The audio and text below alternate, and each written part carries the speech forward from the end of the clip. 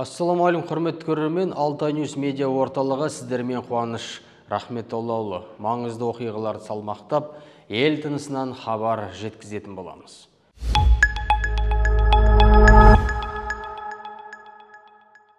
Облыс әкімі Ермек Көшербаев Вьетнамдық Савика Групп холдингі директорлар кеңесінің төрағасы Нгуен Хан Хунгпен кездесті. Аталмыш холдинг Вьетнамдағы авиация, қаржы, банк, құрылыс және энергетика саласындағы ірі компаниялардың бірі.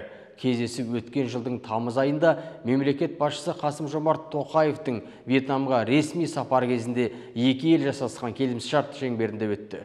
Қос ел үкіметі арасындағы сауда, экономикалық ынтымақтастықты жедел дамыту жөніндегі бірлескен жоба жоспары, сондай-ақ туризм саласына инвестиция тарту жөніндегі комитеттер арасындағы келісім сынды бірқатар маңызды құжаттарға қол қойылған.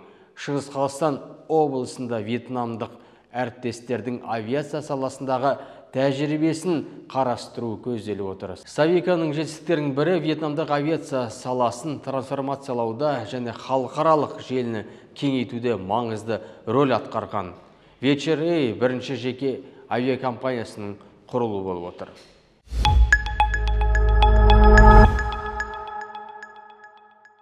Зайсан ауданында ауқымды құрылыс жұмыстары басталды. 2024 жылдың 3-ші тоқсанында пайдалануға беріледі. Мұнда футбол, баскетбол және волейбол воркаут алаңдары болады. Бұл жобаны Самұрық Қазына акционерлік қоғамының бірыңғай қайырымдылық операторы Самұрық Қазына Траст қорының қаржылай қолдауымен Қатонқарағай ауданының тұрақты даму қоғамдық қоры жүзеге асырады.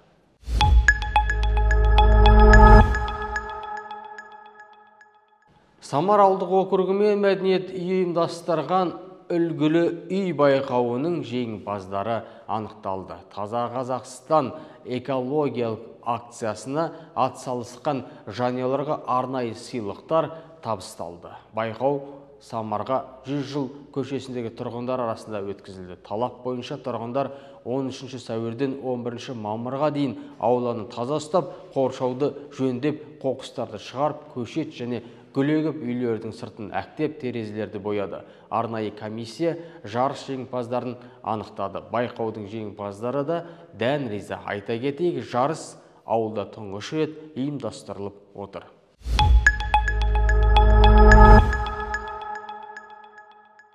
Шығыстың ерекше спортшылар жеңіспен оралды. Мүмкіндігі шектеулі жандарға да мүмкіндік туғызып, жеңіске жетуіне қолдау көрсетіп жүрген жандар бар. Жақсы жандардың қолдауынан қуат алған күш бірлікте мүгедектер қоғамының спортшылары жуықта республикалық турнирде жеңіс тұғырынан көрінді. Күш бірлікте мүгедектер қоғамының спортшылары үстел теннисінен өткен Қарағанды Open республикалық ашық турнирде 3-ші орынды иеленіп қайтты.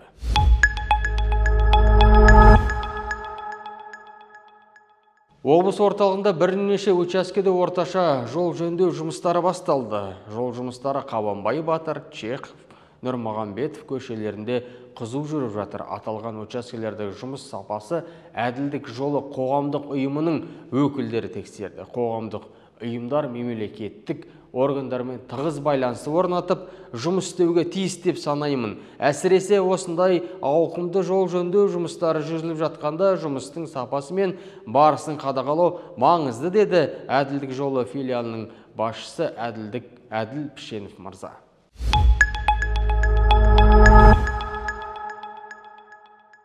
Шығыс Қазақстан облысының көпсалалы онкология және хирургия орталығында 25 мамыр күні сағат 9-дан 1-ге дейін меланома мен терінің онкологиялық ауруларын алдын алу және ерте анықтау бойынша ашық есік күні өтеді. Бұл күні сіз терапевттің жолдамасынсыз және мәмс жүйесіндегі мәртебеңізге қарамастан орталықтың жетекші мамандарынан кеңес ала аласыз. Өзіңізбен бірге жеке куәлігіңіз болуы керек. Мекен жайы Потанин көшесі 6, 1-ші корпус, консультативтік диагностикалық бөлімше.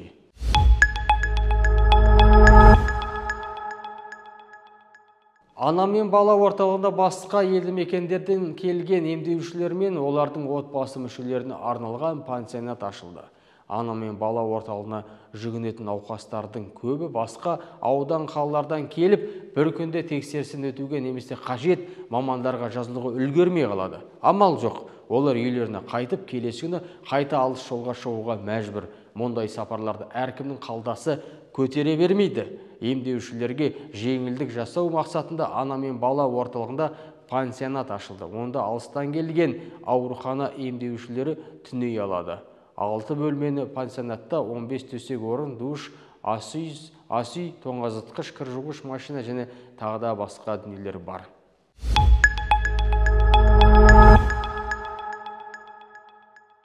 Шығыс Қазақстан сәулет этнографиялық және табиғи ландшафттық музей қорығында жыл сайынғы музей